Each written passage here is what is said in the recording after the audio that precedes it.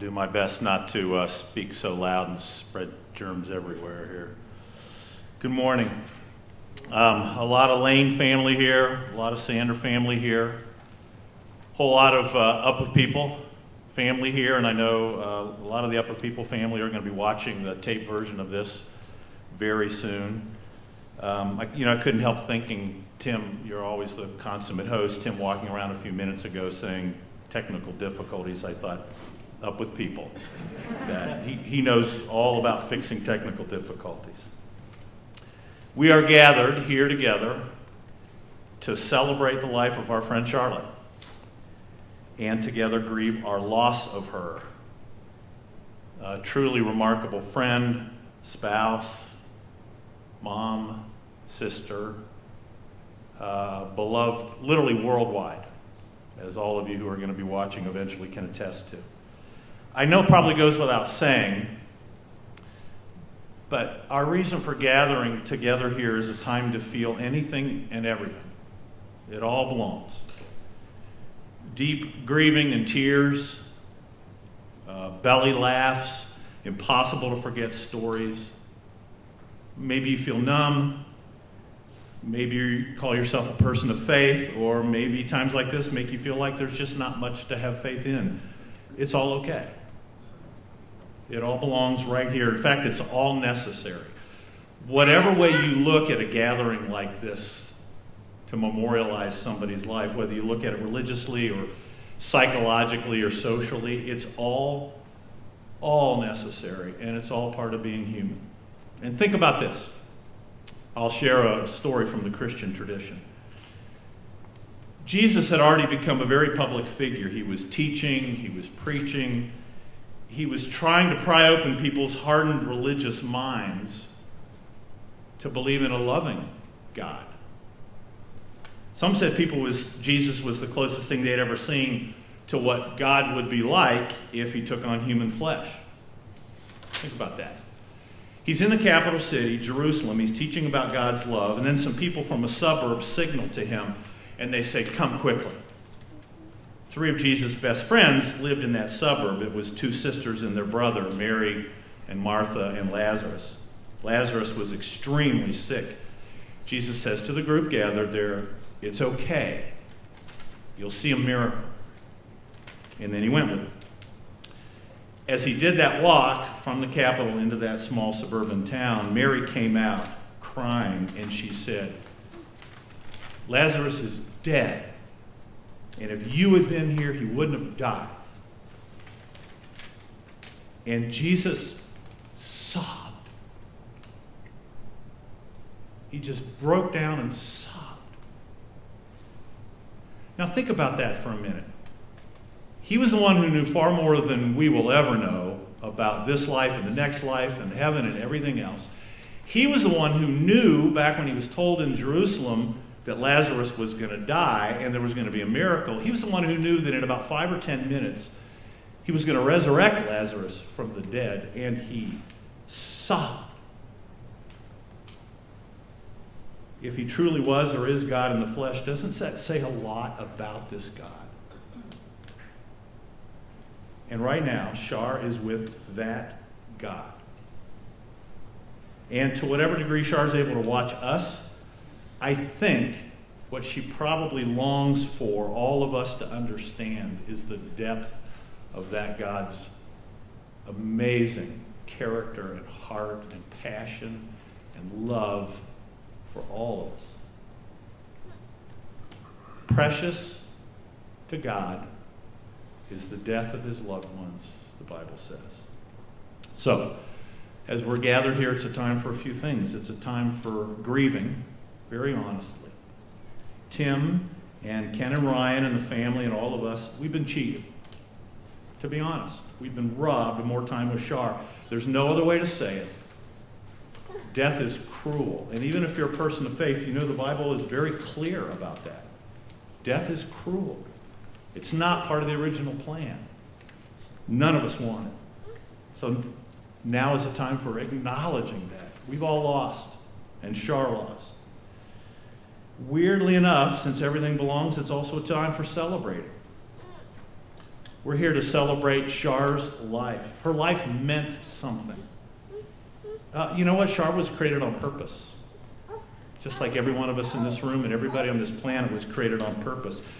And we all know Char. She lived with a sense of purpose. She impacted everybody around her in so many ways. And it's a great reminder as we celebrate her life and the way she impacted us that every one of our lives has meaning and purpose. Your life means something. And I know Char wants us to remember that about her and about ourselves. And then maybe lastly, we do this, we gather together because it's also a time to remember there's hope. This life is not all there is. To those of us who might be struggling with honest doubts that there's even anything beyond this life, I'll offer just two thoughts. One, you might want to read some of the material written by Bob Lanza. He's been praised by many publications, scientific publications all over the world. He's a biologist, probably one of the top, most brilliant 3 to 5 scientists in the world. He's at the forefront of biological research, stem cell research, regeneration. A lot of diseases he and his team are beginning to uncover that can be solved by stem cells. Just read some of his stuff. As a guy who claims to have zero religious leanings, he writes openly about life beyond this life, and he's convinced it's absolutely true. He wrote Rethinking Immortality. He wrote The Illusion of Death. Tons of religious leaders claim him as being a brilliant guy, saying everything he writes about is completely consistent with all the ancient wisdom traditions of the world. Because I think even those people who don't claim to have faith, the smartest minds out there know there is more than meets the eye. There's hope. The only second thing I'll offer on that is that Jesus said before his own passing, hours before his own passing, his own execution, he said, I'm going to prepare a place for you. One of his closest friends, Thomas, was of those sort of, calculating, scientific, let's say, kind of minds who we all tend to refer to him as Doubting Thomas. When he heard this news later on that after Jesus' execution, some people had seen him alive, he thought that was a bunch of junk. He said, unless I see his wounds and put my hands into his wounds, I'm not going to believe. Well, within hours, Jesus appeared to him and basically said, dude, check this out. And Thomas saw the wounds, and Thomas believed. Jesus said, I'm going to prepare a place for you. The point here is it's very intelligent and wise and very human to remember there is more. There is hope. So now's the time for grieving and celebrating Char and hope. And we've got a bunch of family members and friends who are going to help us do that with songs and memories and things they've written and so on. So I think, Ken, you are and Allison, you guys are the first to help us with that.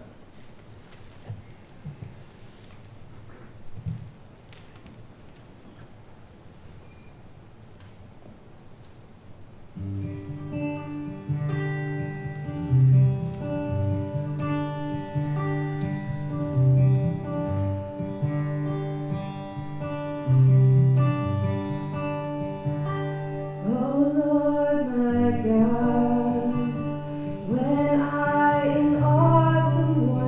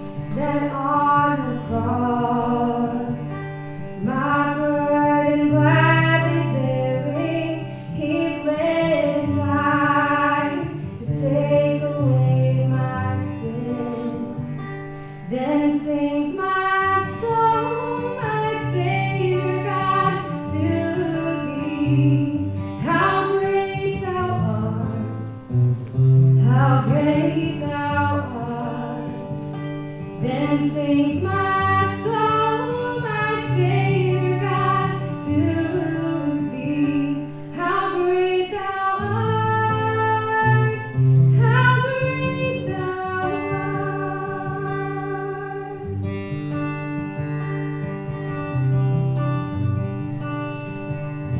When Christ shall come, with shout of acclamation, and lead me home, what joy shall fill my heart? Then I shall bow with humble adoration, and then proclaim, my God, how great thou art. Then sings my soul, my Savior God, to thee. How great thou art, how great thou art. Then sings my soul, my Savior God, to thee. How great thou art, how great thou art, how great thou art, how great thou art, how great thou art,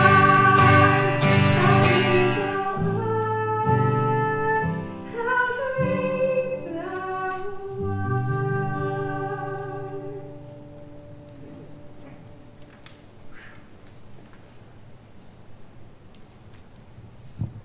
Jeff's kind of tall, huh?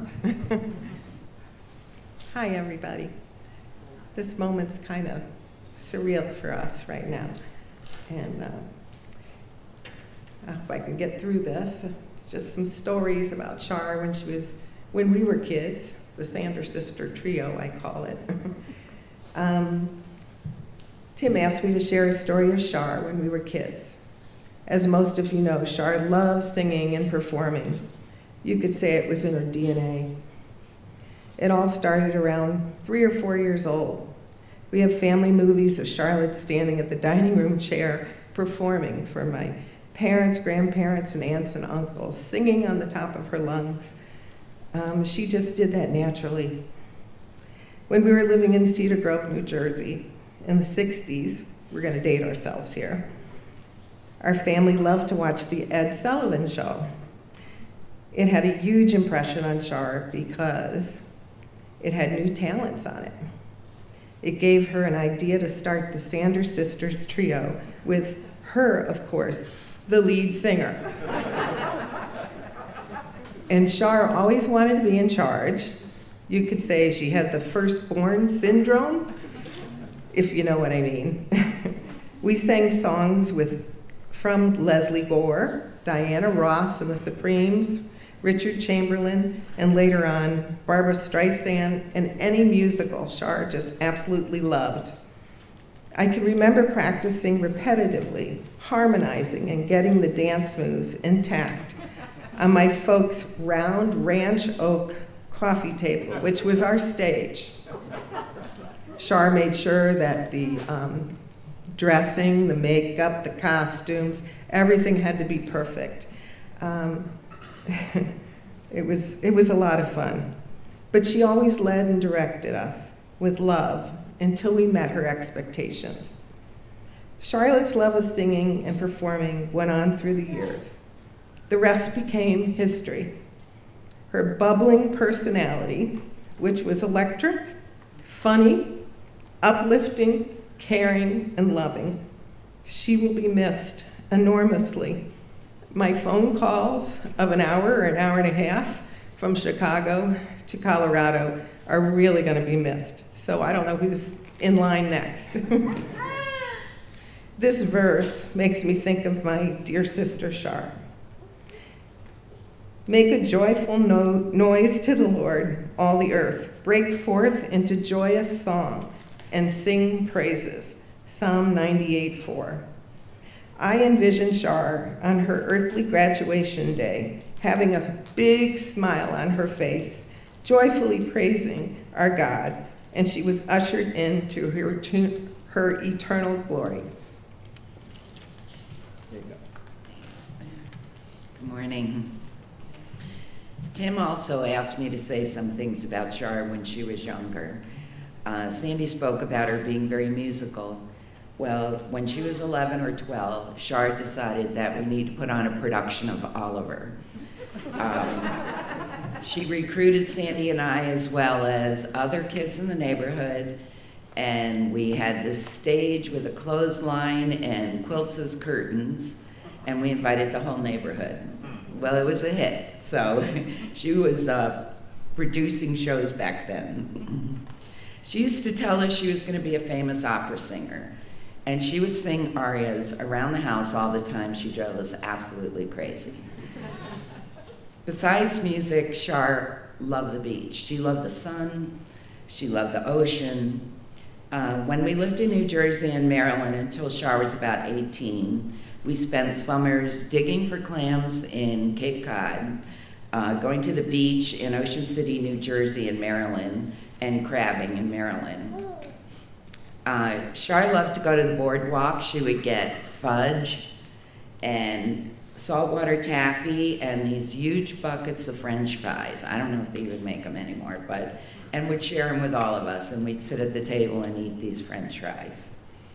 She loved skimmer boards. She loved body surfing on these canvas rafts my parents had bought us. One time, the undertow was so bad, it pulled her far out to the sea, and she had to be rescued by a lifeguard. Well, I guess God wasn't ready to take her at that point. Most people don't know, but Char was a good bowler. In high school, she belonged to a bowling league, and she even bowled in a Brunswick tournament. When my mom passed away 25 years ago this month, we found this poem, and it also reminds me of Char, that I'd like to read. It's called God Looked Around His Garden. God looked around his garden and found an empty place. He then looked down upon the earth and saw your tired face. He put his arms around you and lifted you to rest. God's garden must be beautiful. He only takes the best. He knew that you were suffering. He knew you were in pain. He knew that you would never get well on earth again. He saw the road was getting rough and the hills were hard to climb. So he closed your weary eyelids and said, "Peace be thine." It broke our hearts to lose you, but you didn't go alone. For part of us went with you the day God called you home. Our family chain is broken and nothing seems the same. But as God calls us one by one, the chain will link again. We love and miss you, Char, and I'm sure we'll see you again sometime. Thank you.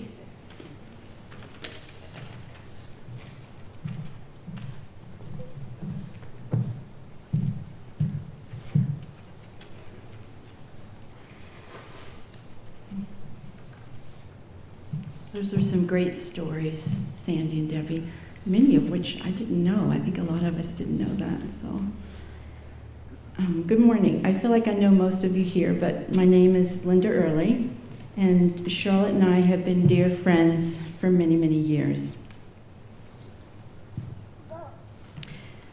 Tim, Kenneth, Ryan, and all the Lane and Sander family, my heart truly grieves with you on the loss of someone so dear. And yet I'm honored to be able to celebrate Char's life with you and with everyone here today. I'm very thankful to God that he allowed Char and my path to cross in life in our mid-20s. I came up with people as a new student, and Char was on staff as a show manager. Follows along with what she did as a child, right? Girls. I was so excited when I was hosted together with her on the road. I was hosted with Charlotte Sander for the first time because I really wanted to get to know her. We had the best time staying up late talking about a really sweet and cute guy, and his name was Tim Lane. She was quite smitten. I remember that night well. From there, our friendship began, and we've been best of friends for 40 years. We went through a lot of life together, and we raised our boys side by side. In every way, we became sisters. I know that I stand here today, this morning, and represent many in this room and those listening online who have shared the same special connection with Shar. So Sandy and Debbie, thank you for sharing your sister with me and with so many others. She loved you both dearly. When I think of Shar, there is one word that keeps coming to my mind: radiance. There is a psalm in the Bible that reminds me of Charlotte when I read it. From Psalm 34, "Those who look to him are radiant with joy." The Holy Spirit truly shined through Charlotte. Charlotte showered all of those around her with a radiance of love, light, laughter, a listening ear, a welcoming spirit, those famous sugar cookies, her homemade peach pies and jams, and every now and then, some really funny off-color birthday cards. Another dear friend of Char's, Miriam, who's here today, Miriam Johnson, shared with me, she's here with the aunties back there, shared with me some beautiful lyrics from the musical Wicked a few days ago, that this expresses so well what Char's friendship meant to so many. And they go like this: "Because I knew you, I have been changed for good. You will be like a handprint on my heart." Shar showed such radiance as a wife. Tim, you were the love of her life. You saw the beauty in her the first time you saw her, when she stepped into an Up With People vocal rehearsal.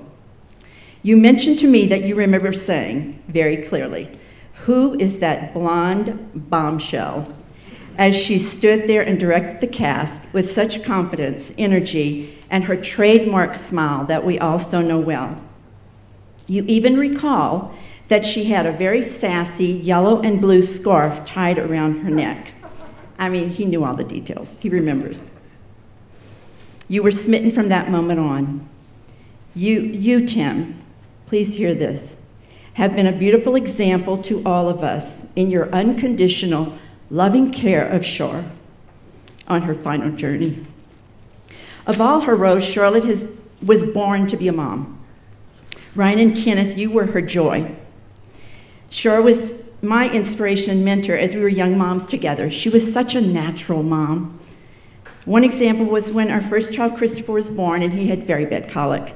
And I would call Shar on the phone in tears, not knowing what to do, not being able to console him. Before I knew it, who showed up on my doorstep? Charlotte with Kenneth and Ryan in tow.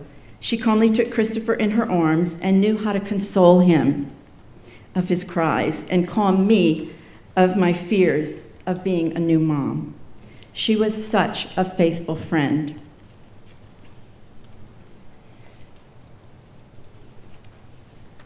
I think I got them mixed up here. Let's see. Okay. She was truly a mom of boys and entered their world big time. Christopher was pretty pumped one day when he came home and said, "Mom, Aunt Shar let us duct tape a basketball hoop to the family room wall." That's impressive. There was also reports of jumping competitions from the second floor balcony into a pile of cushions and blankets. But best of all was when she designed and created and sewed from a genie costume pattern MC Hammer pants for Kenneth and Ryan. You were really sporting them and very proud of them. That is deserving of a true mom award. I have a photo, so if anybody wants to see that photo, it's really awesome. Just a few days before Jesus took Charlotte home, she never stopped radiating her love as a mom to her boys. As they leaned over her with such love and grief in their hearts, she looked up at them and quietly said, as best she could, "It's really not that bad, what I'm going through." Because that's what moms do, right? We want to console and protect our children to the very end, and that's what Shar did. Grandma Shar loved all of her 9 grandchildren. I already see your love, light, kindness, and joy in you. She is your legacy, meaning you will carry Grandma Shar with you always in your hearts and shine her light to everybody around you. She would love that. Shar's faith was strong, and God and his promises were absolutely her solid foundation. We served in leadership together for Bible Study Fellowship for several years, and why would we not be surprised that they asked Shar to be the welcome coordinator? That job was to welcome and put newcomers at ease. Who could have been a better choice? Shar knew exactly where she was going. Even when her words were few, she found enough to quote scripture. When she looked at a few of us one day, and she wasn't speaking much, but out of the blue said, and I think she wants us to hear this because Jeff said the same thing, "In my Father's house, there are many rooms." And then she stopped. I would like to read the passage as a comfort to us today. It's Jesus' words from John 14. "Do not let your hearts be troubled. Trust God. Trust also in me. In my Father's house are many rooms. If it was not so, I would have told you. I am going there to prepare a place for you. And if I go and prepare a place for you, I will come back and take you to be with me, so that you also may be where I am." Music was the language of Shar's soul, right? The lyrics and melodies always flowed through Shar. I was inspired to write some lyrics of my own. I don't sing, but I wrote some lyrics entitled Shar's Melody of Life, and I will end with this. What a beautiful melody Shar's life has been.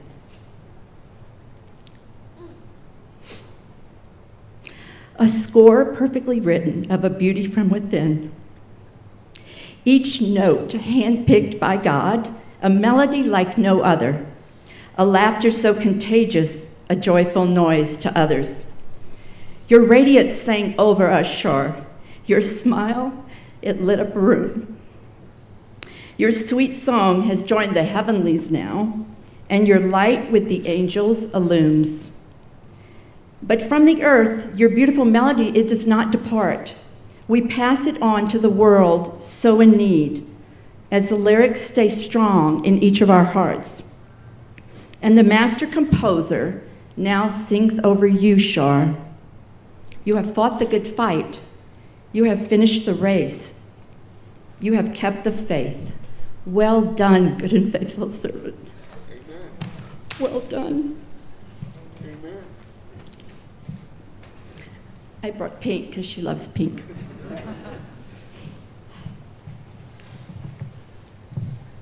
Thank you, Linda. That was wonderful.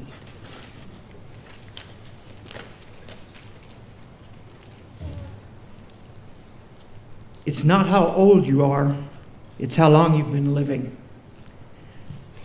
I heard that quote on the radio this week from a doctor who died of COVID-19.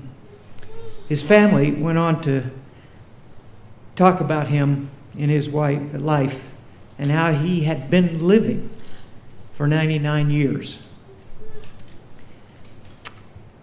As they spoke about him, they said his compassion and caring for others was unequaled. His infectious, sunny disposition was always there. The way he brightened everyone's day and how his living uplifted every person he touched. I heard that when I was out on a long walk in the morning, but I had to stop and just think, reflect on how much that reminded me of how Shar lived her life. Understanding that among here we have people who have different relationships with Shar, from family and friends, from church, from social and professional settings. Tim's asked me to say a word about Shar through the Up With People relationships. So, with the past week, I've reached out to a few people that have known Shar over at different times during the past 45 years in Up With People. And I said, "What's the first thing that comes to your mind when I say Charlotte Lane?" And regardless of whether their experience with her was 45 years ago or just in the last couple of years, it was very consistent. And it was consistent to what's been referred to by all of you who've spoken today. The first thing out of everybody was her beautiful smile that lit up the room. Her very sincere care and concern and interest in each person that she met and talked to.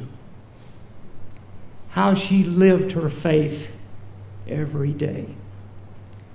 And what I'd call her life's mission to serve and uplift everyone that she came in contact with.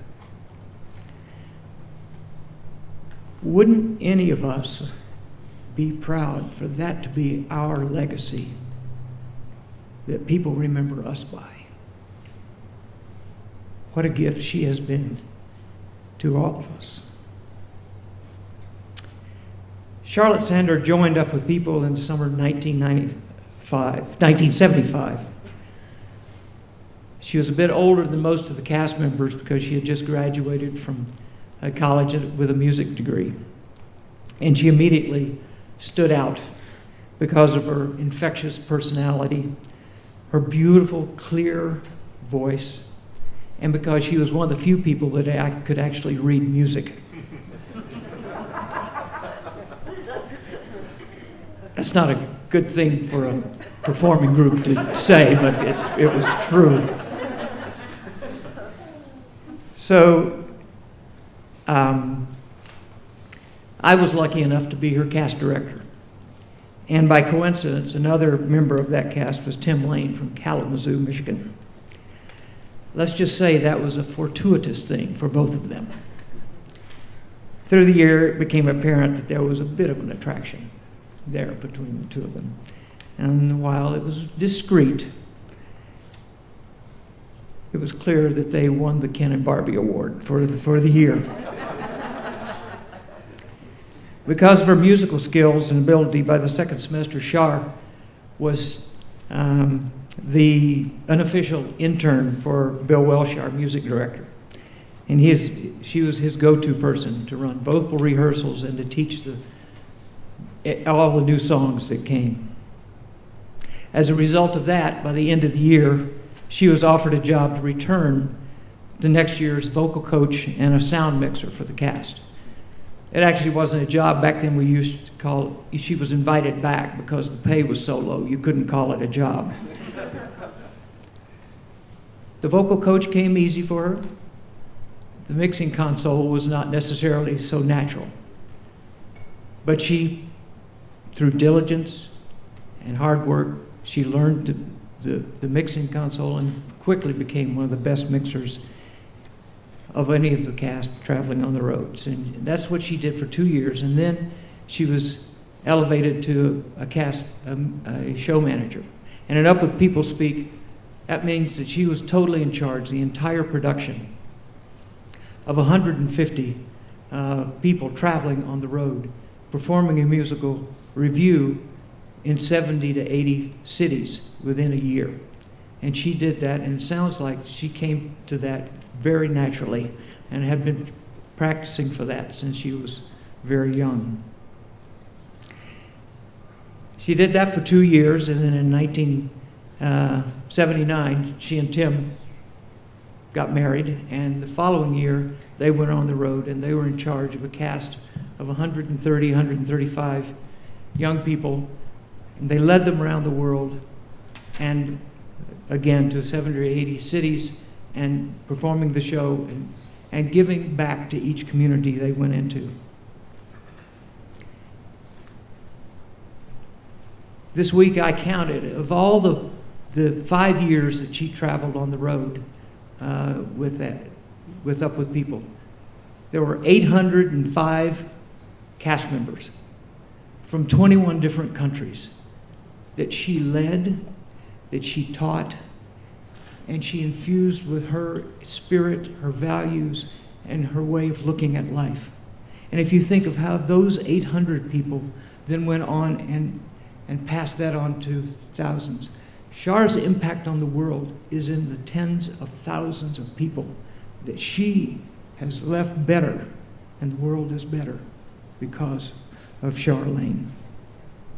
After that year, she returned to the office in Tucson and worked there mainly in the marketing department for 2 or 3 years before she and Tim decided to have a family, and then she dedicated the next decade of her life to raising Ken and Ryan. And I think she did a pretty darn good job. When I returned to Up With People in 2014, the first person I contacted was Tim Lane.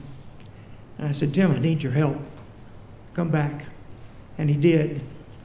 And I'll forever be grateful.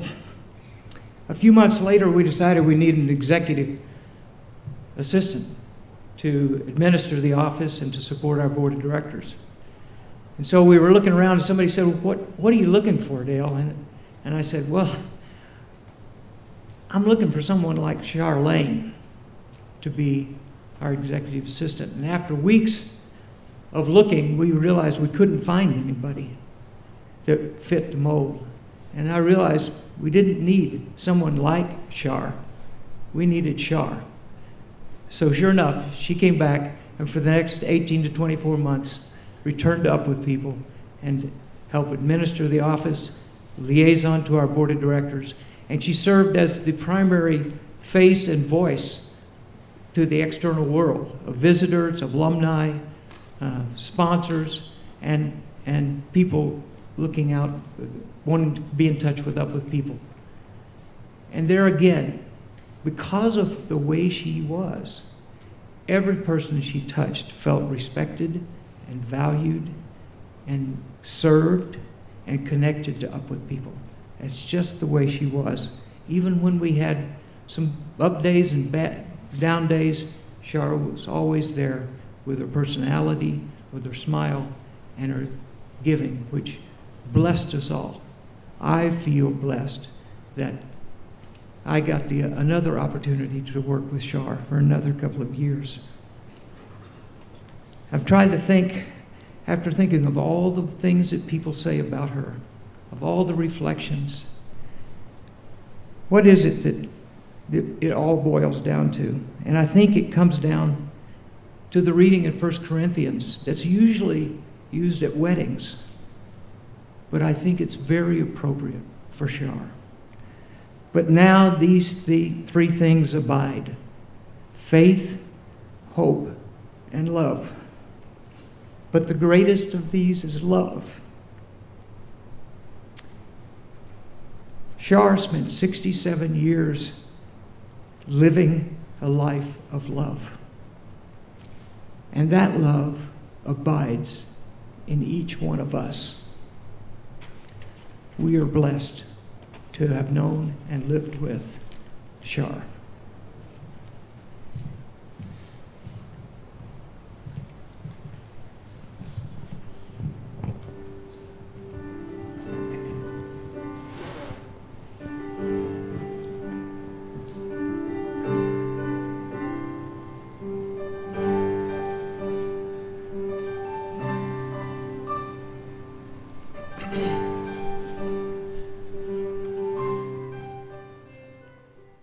None of us is born the same. We don't know why. It's the way we came. Every heart beats differently. Each soul is free to find its way, like a river that winds its way to the seas. For life, oh, it's a journey. There are many roads beneath the skies. And there are many good people who don't see eye to eye. There are many roads to go, and they go by many names. They don't all go the same way, but they get there all the same. And I have a feeling that we'll meet someday, where the roads come together up the way.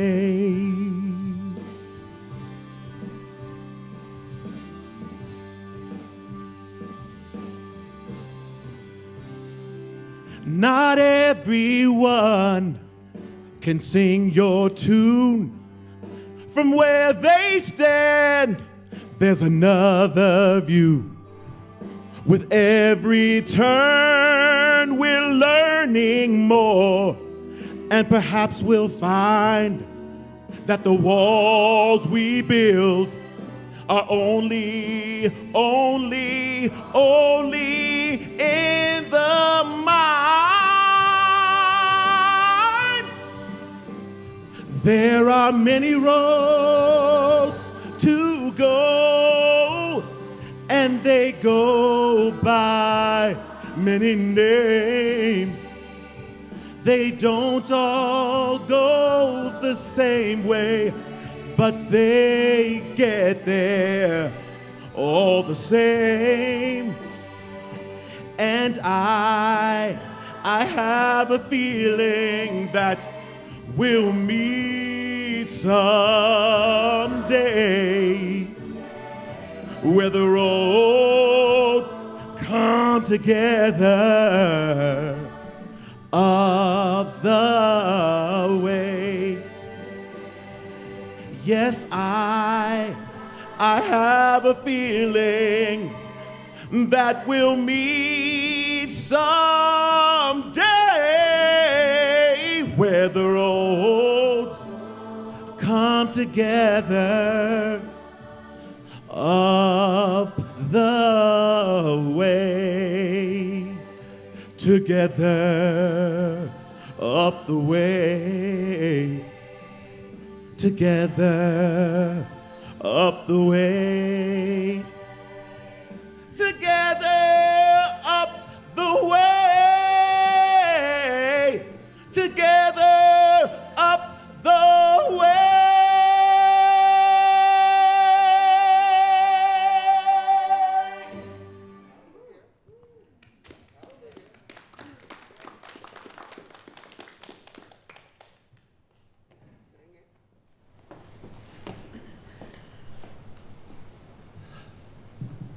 Thanks, Walter.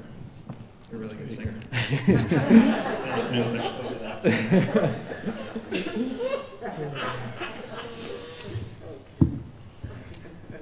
So that was pretty sad stuff. Yeah. We're gonna try to lighten it up a little bit. This for a has sec all been here. very, very sad. Man, it's been good though, right? It's been good to just feel all the feels, and Mom had asked us to say a few words. Okay, technically, this is not rehearsed, by the way. You can probably tell by how we're talking. My mom kind of losing it at the end in her mind, and I was crying next to her with Ryan there, and we were kind of holding her, and she, through tears, said, "Will you speak at my funeral? Will you say some things?" And I said, "Of course." She said, "Because you're really good at that." And then I turned next to me, and Ryan's just sitting there like, Yeah, that's good. I said, "Mom, what about Ryan? Can he speak too?" She was like, "Yeah, that'd be fine." Yeah. He's a pretty good speaker. He's definitely the linguist in the family, so. For saying that. Yeah. So we put together a list of things that we're going to miss about Mom. They're going to start funny, and then they'll probably get a little sad. Yeah. But let's just we each have our kind of own list, and then funnily, what a linguist I am. Yeah. They're actually, they were like the same list. So we're just going to get going here. So things that was titled Things We'll Miss About Mom. First off. Yours first. First off, Yeah. we cannot miss today without talking about her absolutely dirty sailor's mouth. Super dirty. I mean, Super dirty. she would just let it fly, but only amongst close friends Yes. and family. Correct. But it was always to get a It laugh. was like Sweet Charlotte until Yeah. she drops the F-bomb. That's right. But it worked. And you only say it a couple times a year. Right. When it's used correctly, it's money. She's slave. Yeah. Okay, I'm just in general, we both came up with her food. Yep. Just, that was a big thing for her was food. Yep. Homemade pizza. Yes. Yeah. Thanks, Aunt Sandy, for the recipe. Yes, great recipe. Shout out. Yeah. It's It was the dough. the sauce and the dough ratio. The ratio. Yeah. The ratio yeah. was That's good. She really only, we were laughing about this, we talked about this in person all the time. She really only had 5 go-to meals when anyone was coming over. Yep. But she slayed all 5. Oh, just nailed them. So we're going to name them together. Okay, ready? And you guys can name them with us if you know. Kristen, you're with us. Spaghetti pie, pork tenderloin, hamburgers, chicken with rice. and cornbread. Yeah, the yellow meal, the one that was just all yellow. That's what she called it. Yeah. And then chicken mignon. Yeah, chicken mignon. Those were honorable mention. cottage cheese pancakes. That's right. Yeah.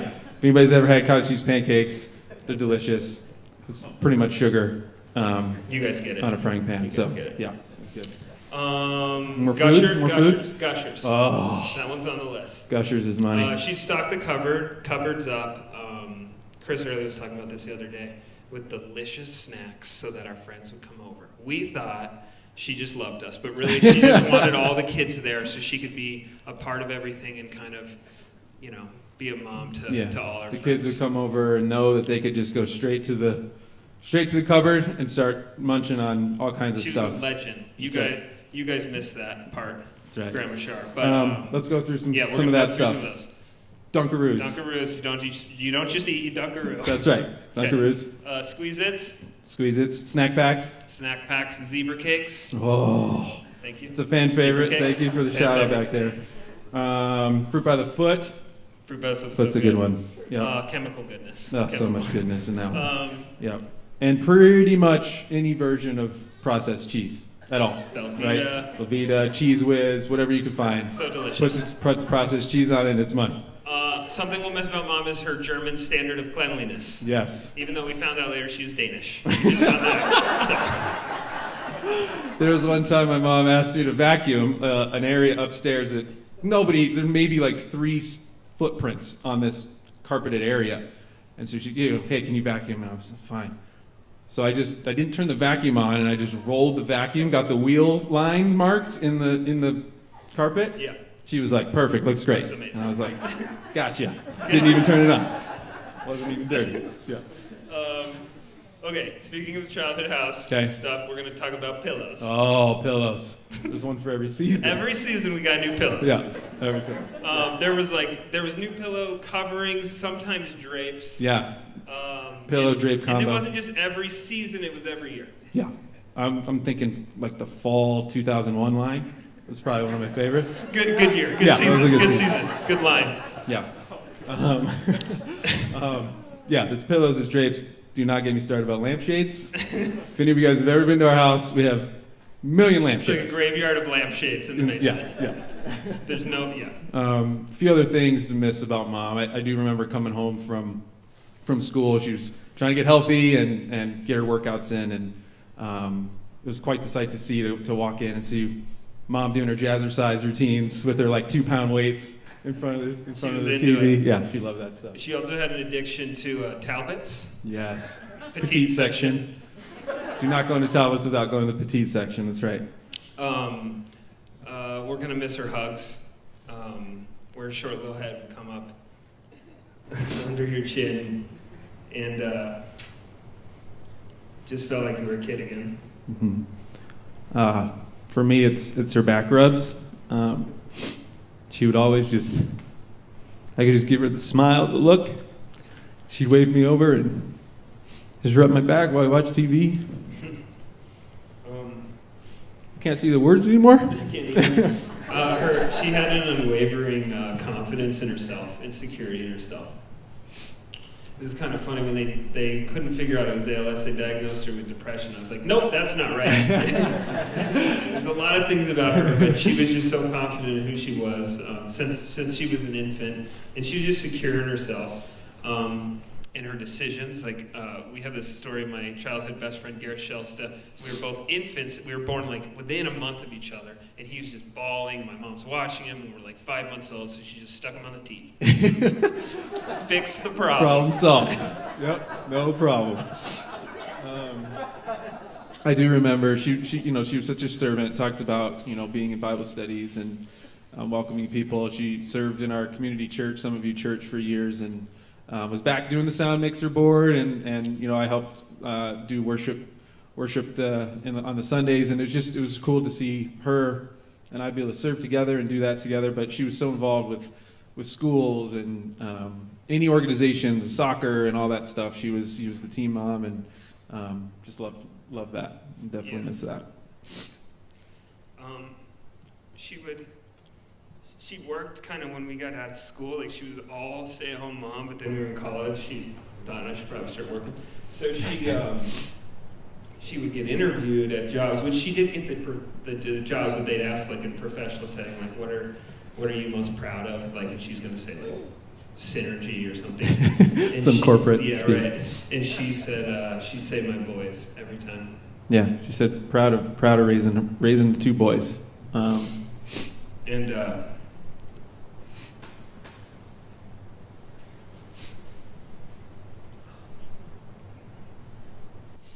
I'm going to miss her voice.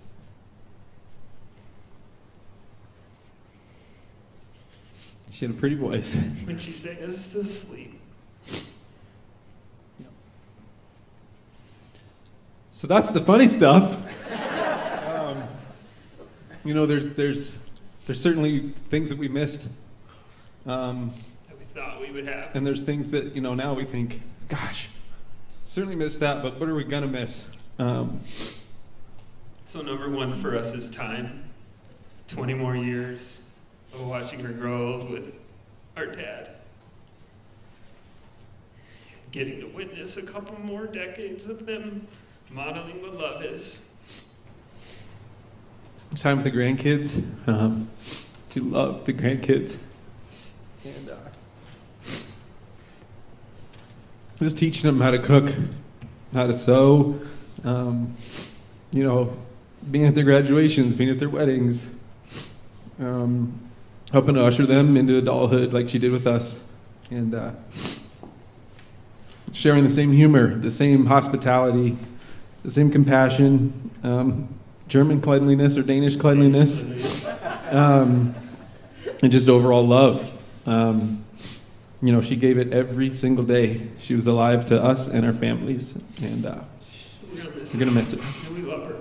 So, like a month before she passed away, we're crying with her. It was Seth and I, and she looked at Seth and she said, "Will you remember me?" And Seth said, cryingly, "Yeah, I'll remember you, Mom. Grandpa Shaw, I'll never forget you." And after that, we went downstairs and we started talking, and then Seth penned a letter, titled "A Letter to the Grandkids" about their Grandma Shar. He's the oldest grandchild. And it's a beautiful letter, so I wanted him to come on up here and read that letter for all of us. Kind of close us out.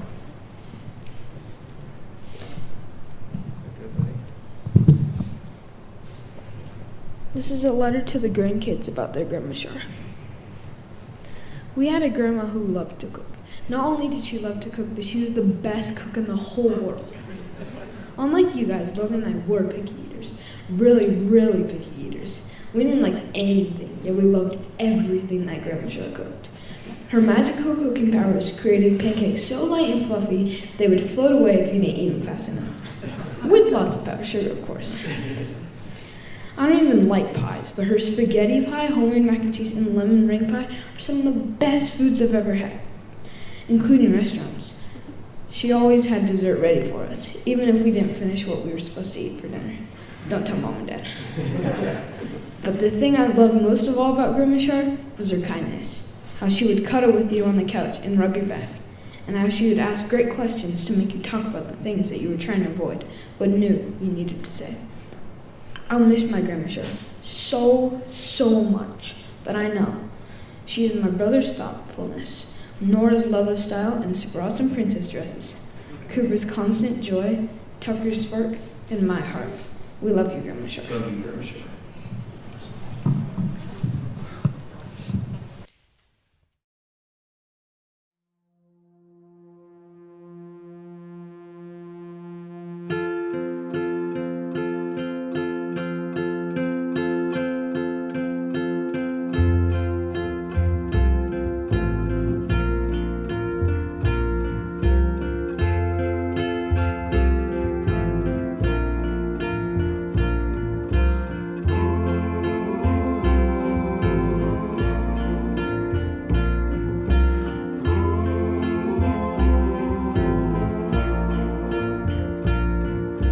Somewhere in the world, a child is born.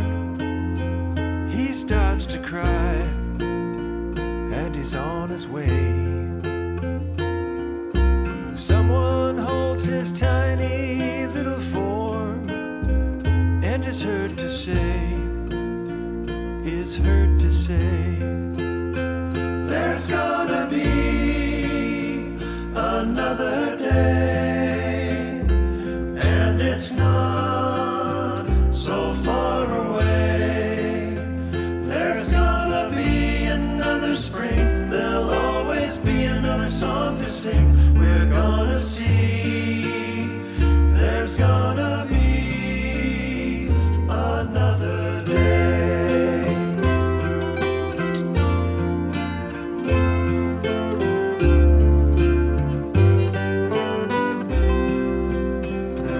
When we come to a river that's too wide, we'll build a bridge to the other shore.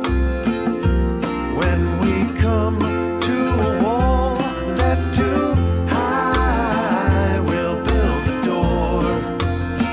Yeah, we'll build a door. There's gonna be another day. It's not so far away. There's gonna be another spring. There'll always be another song to sing. We're gonna see. There's gonna be another day. Another day. Another day. Another day. Another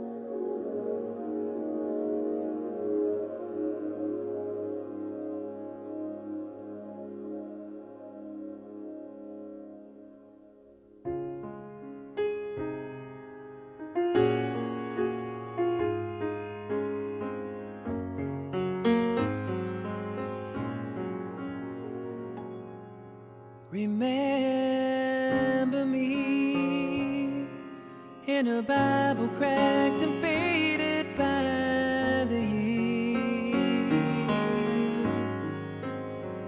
Remember me in a sanctuary filled with silent prayer. And age to age and heart to heart, bound by grace and peace. Child of wonder, child of God, I've remembered you. Remember me.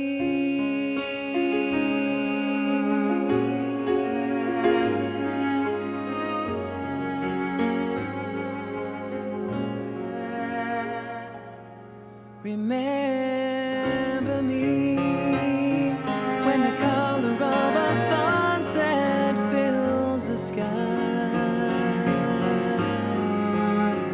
Remember me when you pray and tears of joy fall from your eyes. And age to age and heart to heart, bound by grace and peace. Child of wonder, child of God, I've remembered you. Remember me.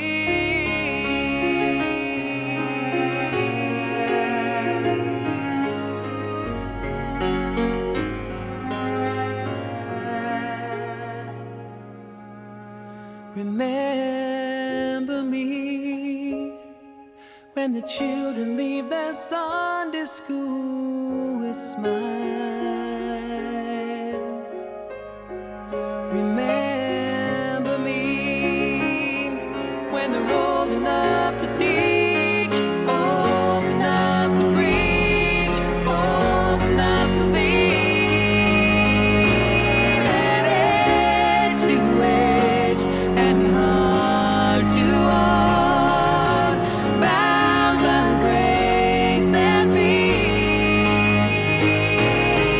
Child of wonder, child of God, I remember you. Remember me. Age to age and heart to heart, child of wonder, child of God. Remember me. Age to age and heart to heart, child of wonder, child of God.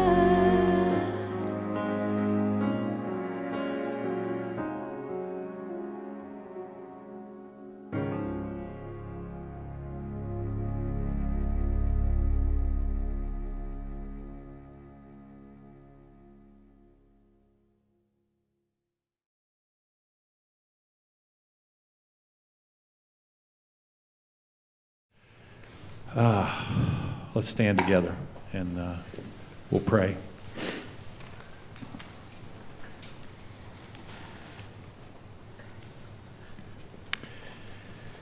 Oh, Father, I think of the statement the brilliant writer of the Proverbs said, that you have set eternity in our hearts. But it's pretty deep down, and we're just very aware of how short time is here and how short our time with Charlotte was.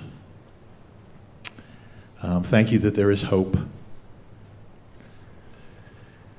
Thank you that this is not all there is, but thank you today especially for inventing Charlotte in your mind, the most creative being in the entire universe. When you were thinking of the next person you wanted to create, you thought up Char. And we all got to experience her life. We all got to be touched by her life and impacted and loved and cared for and laughed together with and cried together with, and we celebrate her. today. And if she is any kind of glimpse into what you're like, makes us want to know you a whole lot more. Thank you that we get to be together in memory of Charlotte. And we pray in your name. Amen.